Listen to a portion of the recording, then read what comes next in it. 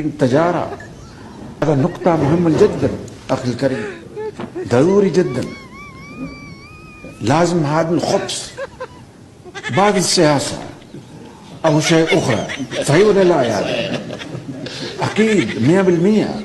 لايك كهرباء من الماء، كهرباء من الزيت أو غاز. There are زراعة.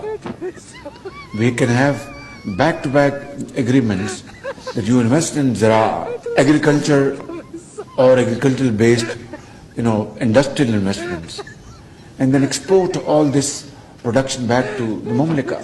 And we can do it in various fields. And then, of course, in natural resources, we are full of natural resources in Pakistan.